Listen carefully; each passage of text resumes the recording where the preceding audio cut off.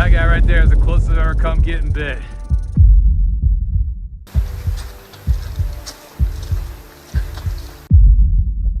We have to review the footage because the tents seem to be a little more bit.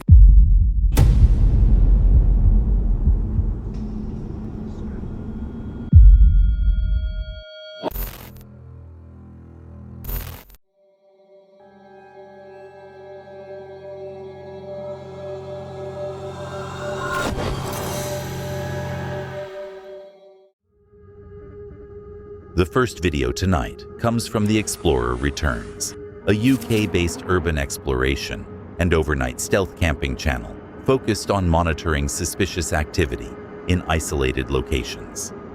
It is March 2026 in the United Kingdom, a rural/urban edge footpath bordered by hedges and open land. They arrive early and set up just off the path. The location isn't random, it's been reported before. Mentions of people gathering in the hedges at night, standing, watching, not interacting. They've seen it themselves on previous visits. So this isn't exploration, it's observation. I can't go on here though, because this is exactly the spot where they hang out. They all come out and hang right here. Okay. No. If the lights are off, no, I wouldn't see you. Ross is trying to clear the brambles a little bit. Can I just get your hand? We need to hurry up because it's not going to be long before they start coming out. Yeah. And the pegs? I guess we won't bother with the pegs. No. We can do actually. Yeah, it is actually pretty good. Ready? Yeah. Wow. That's alright, isn't it? Yeah. Where's the engine? Right here. What's the brambles? The setup is deliberate, close enough to monitor the footpath, but far enough to stay concealed. They expect activity later, around 8 to 9 p.m. At this stage, nothing is happening, but attention is fixed outward. There is someone behind the tree.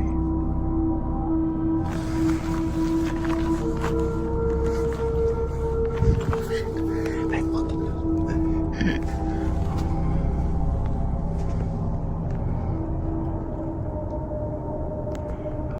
staring at us.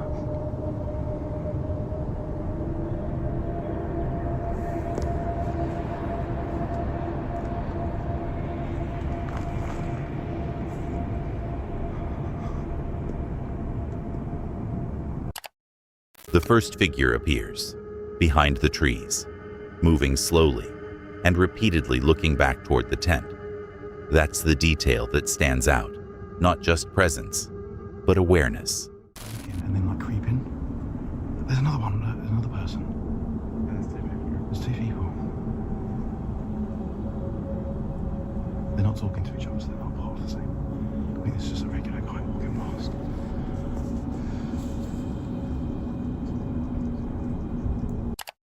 One figure repeats movement, back and forth, then gone. No clear direction, no visible exit, just disappearance into darkness. It's been about an hour. There's not been a single person.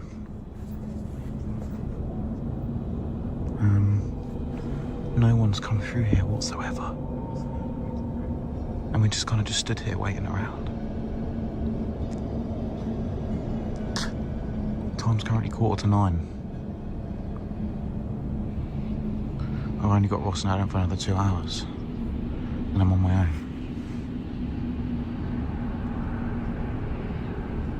I wonder if we're going to see the people or not. They were here around this time last night. Activity resumes. Another figure, briefly visible near the trees, then gone again. Short appearances, no consistency. It feels less like movement and more like reappearing.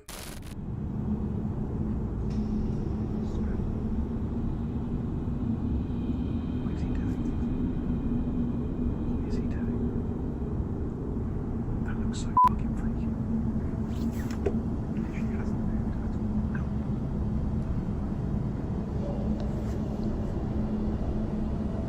Just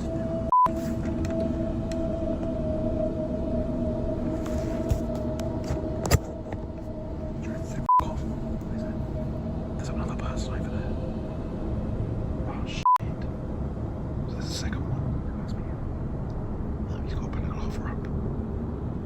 He's got a balaclava up above his face. We're surrounded. There's one over there. There's another one further down. Oh, this guy needs to fuck off. What is that?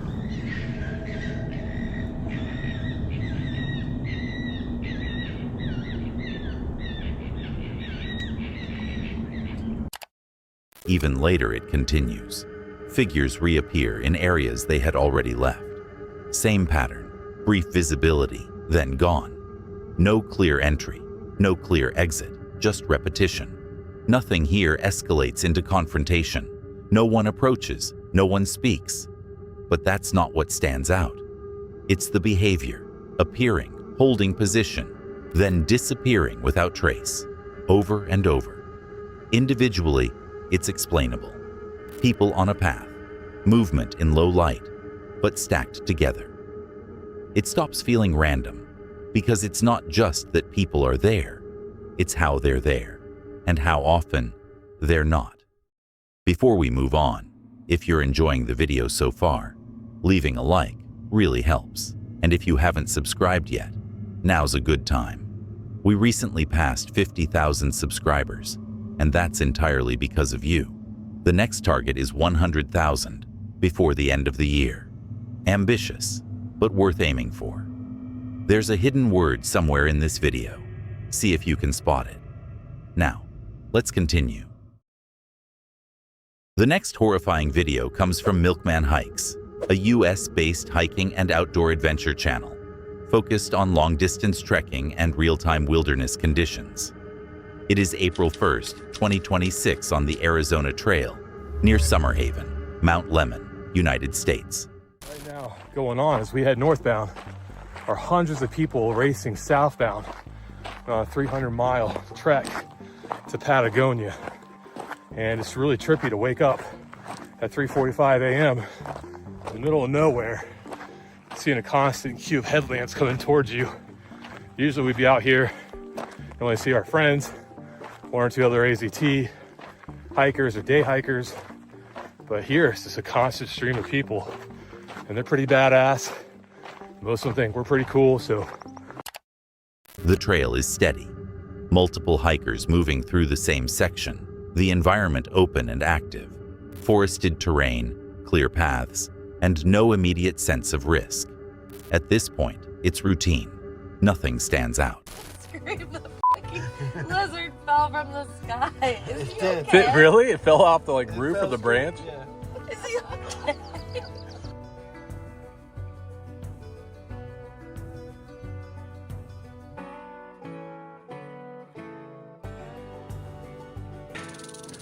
That guy right there is the closest I've ever come getting bit. I have never swung my trekking pole at a stake. I think I was about to strike.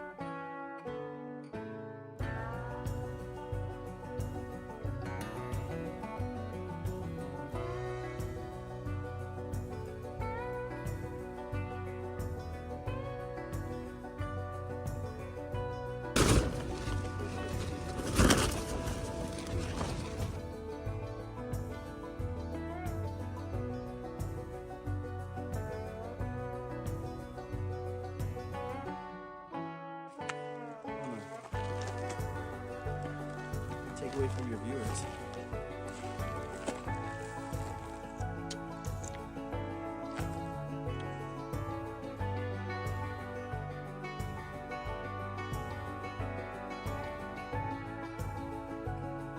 I've never seen an abomination like this.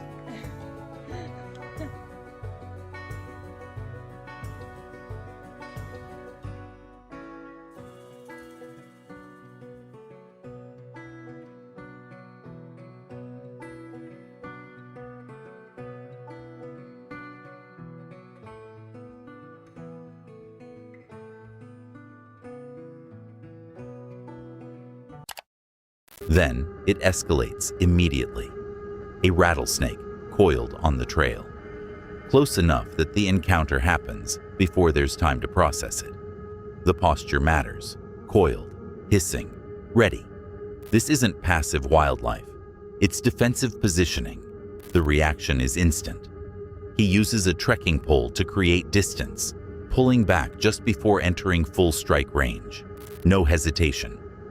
Because at that distance, there's no second attempt. One of those common questions I get asked from non-through hiking folk is, what if you die? Aren't you afraid of dying? Something along those lines. And I realized no one ever asked me that when I had to commute to a job I couldn't stand or whatever. I had plenty of close calls on the road. That didn't keep me from showing up. The same thing holds true out here. That rattlesnake encounter was close. I'd say 18 inches, poised to strike, mouth agape, fangs bared, hissing. And if I didn't take a swipe out of my pole, I'm not sure it doesn't strike. So definitely a close call. And that image of him about to go is emblazoned in my mind forever. But in a cool way, you know. But I'm just glad that I keep showing up and that me and Snake got to walk away because this is his home, you know. And I'm just passing through. Afterward, the weight of it sets in. How close it was, how little space there was to react. The snake wasn't moving away. It was holding position, ready to strike if needed. And that's the difference. This wasn't a sighting, it was an encounter. Nothing builds toward this. No warning, no gradual escalation. Just one moment, where the trail stops being routine.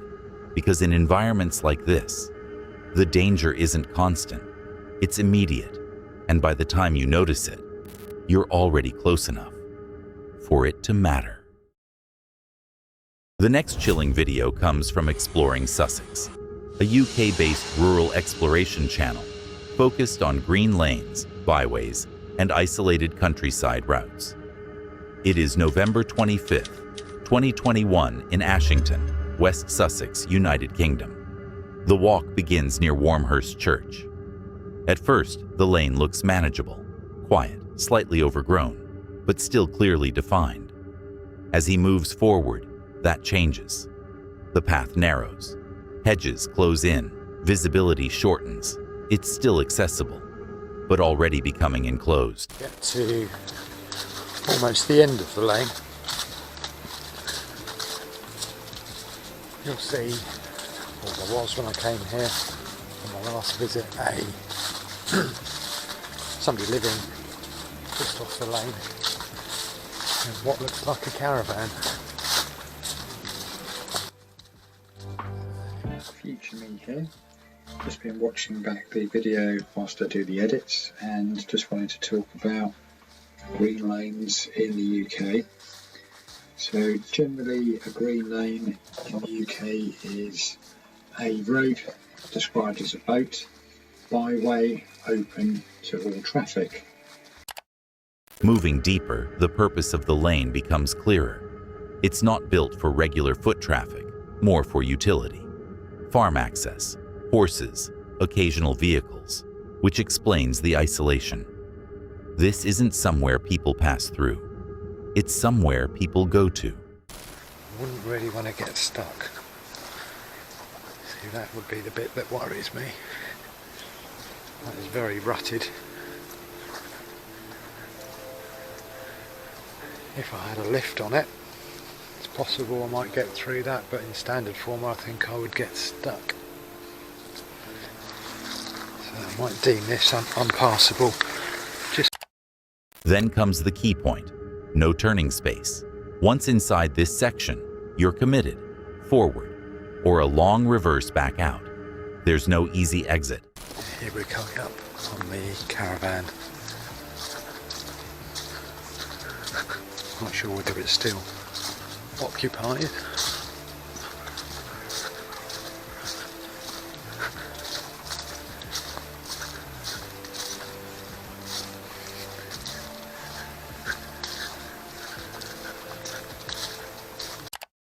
Then something unexpected.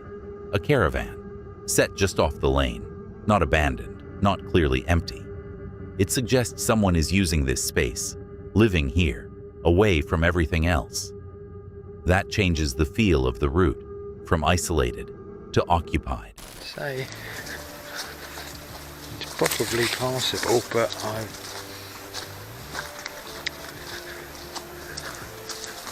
think you probably need 2 vehicles just because of some of the deep ruts and the soft mud. If you get stuck down there on your own, you're stuck.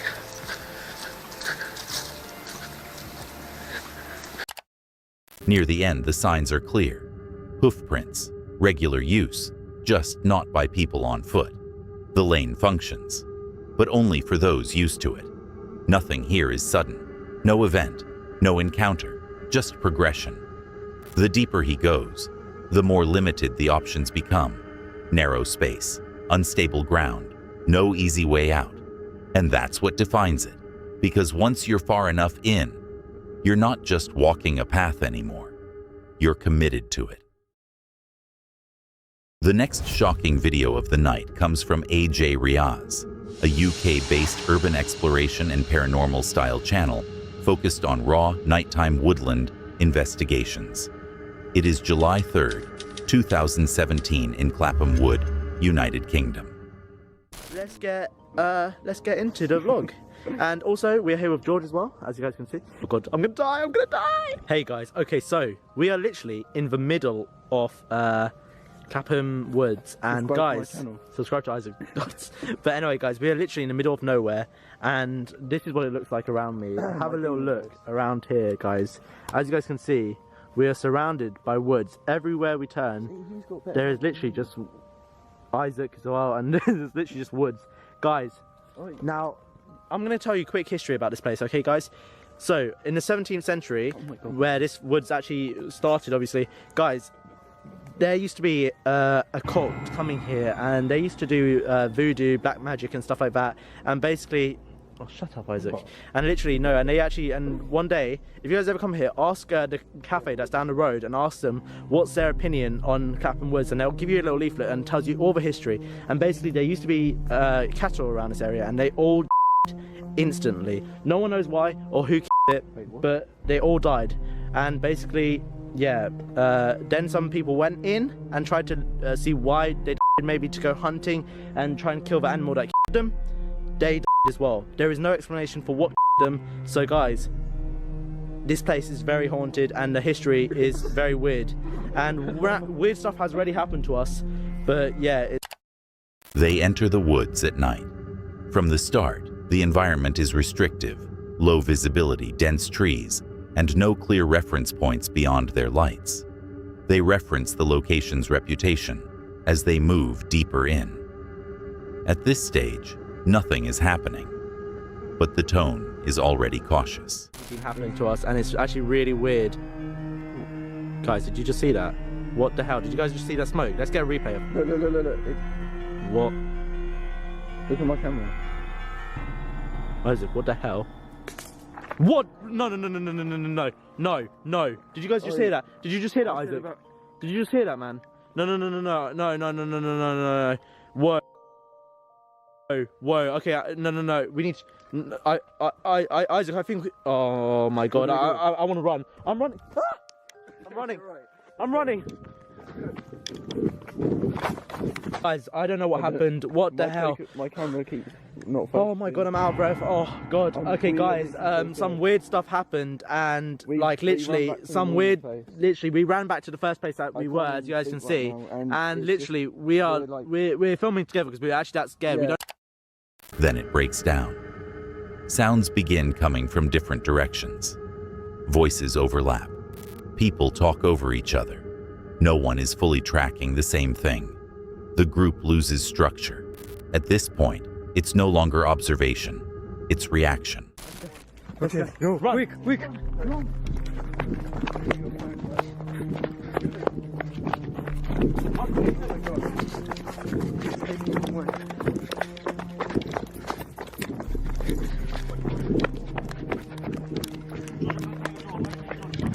Go, faster. Hey, go. I need to open my door now. Open my door from inside. Go.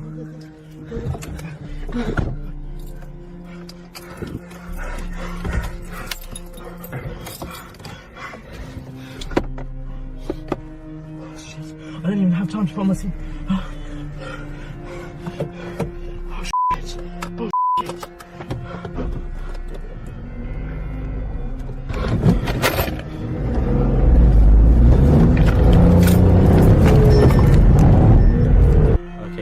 So that is actually really weird. We all drove here, as you guys saw.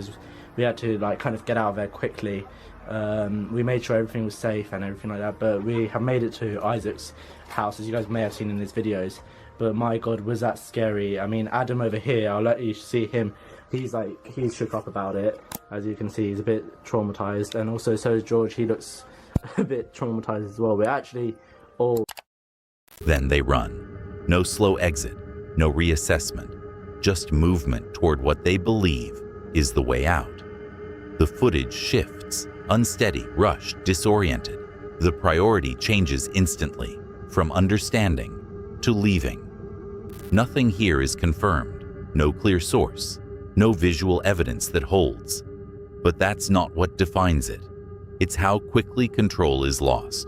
One moment of uncertainty, then another, then multiple at once. And once that overlap starts, the situation stops being manageable. Because it's not one thing causing the reaction. It's everything happening at the same time, without clarity. The next video comes from Arya Inthavong, a US-style urban exploration and paranormal investigation channel focused on real-time woodland investigations. It is October 29th, 2022, in the Hoya Baciu forest.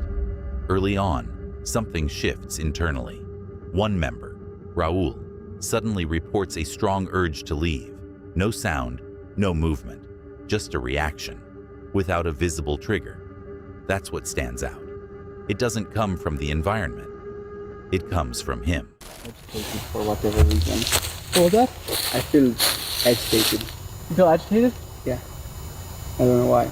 Wait, like how? I feel like I want to go away from this place. Like the space we're in right now? Yeah. Oh, okay, yeah. It's an odd feeling, but no, we can ignore it. But I don't know why. Yeah, no, yeah, we can go. I don't know. I just got a feeling about this place, like a really odd feeling. I was just looking at the stuff, and I started to have a feeling of agitation, and I feel like I just want to go out of this round area. Then the camera reacts. Autofocus begins tracking something off frame. The box shifts, as if following movement, but nothing is visible. So now there are two layers, what they feel and what the camera is doing. Neither confirmed, but both active. Not a fan of the great outdoors. So the camera was tracking something. Why are you laughing about that? That's creepy. It's scary when these bugs happen, right? We currently have this camera set to autofocus, to follow my face everywhere. But what it does is, on the screen he sees, there's a square box that tracks along with the face, because it auto detects faces and tracks them. I'm gonna film it on my phone so you guys can see it. The face detector is apparently detecting faces. You can probably see the box around my face. Yeah, it's following your eye. Okay, it's following my eye, and so I guess. But wait, maybe if I just move it there and then take it right back. I filmed it following something in the darkness. So you're saying the box went that direction? Right. This is where control starts slipping. The tone becomes erratic. They begin calling out, mixing humor, fear, and provocation. Spirits, aliens, everything overlaps. And once that happens, the environment isn't the only pressure. They start amplifying it themselves. No, we gotta let them know. We gotta let them know, Raul. Come on down! No. Beam me up! Beam me up! Forgive my friend, he doesn't know what he's talking about. The spirits and me, we don't like you aliens. Come on down! No, don't listen to him. It's okay, we're okay. I'm starting to be really... Then the external layer returns. Sounds outside the tent. Low, unclear, close, enough to trigger immediate concern. At this point, everything is stacked. Internal reactions, environmental confusion, external sound, all happening without resolution. Closer to us. This is our tent, right? I would fucking hope it's our tent. This is not how it was facing. What do you mean? We walked behind the tent. Yeah, we walked this way, and then we hit the road there. But we walked more. Fuck, I cut myself with my before the night is over. Yeah, but we have to tie these things here to make sure nothing opens. There's a weird moan outside. You hear that? You heard it again, right? I don't know what it is.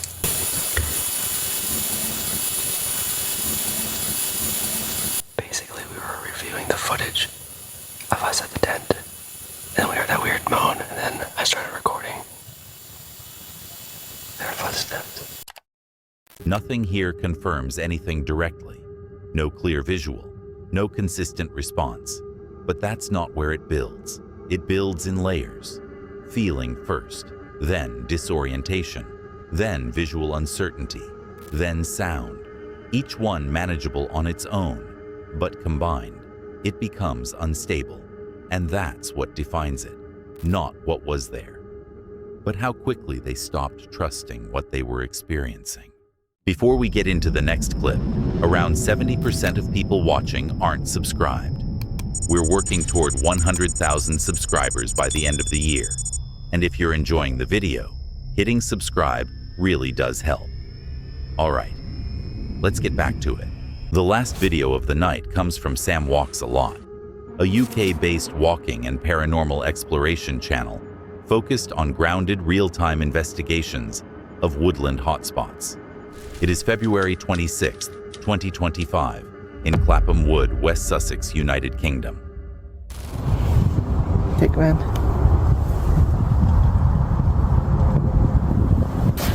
I've seen this thing going off during paranormal investigations just out of the blue, so I know that it works. It's very anticlimactic.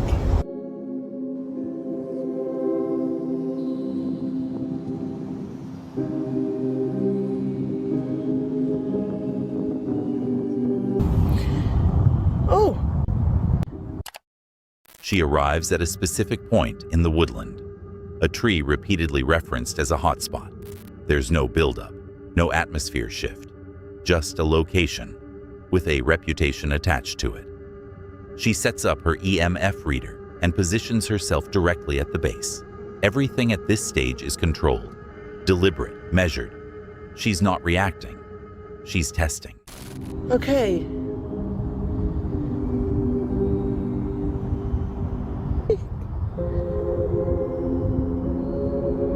Okay, guys.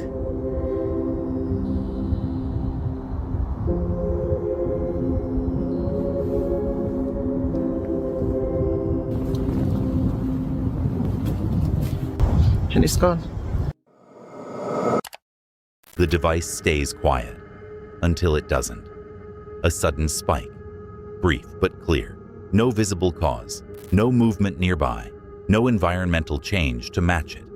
That's the key detail, because EMF only matters if it can't be immediately explained. She reacts straight away, not dramatically, but analytically, acknowledging the spike while also recognizing it doesn't sustain. And that matters just as much as the activation itself. Nothing builds from it. No follow-up spike, no repeated trigger, no escalation, just a single event that returns to baseline immediately.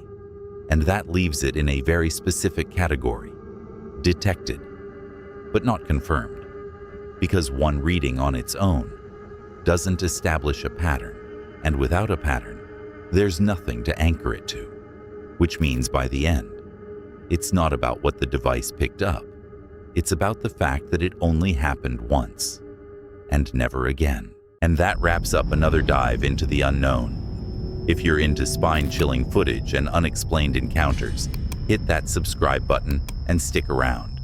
We've got more coming, and it only gets weirder from here.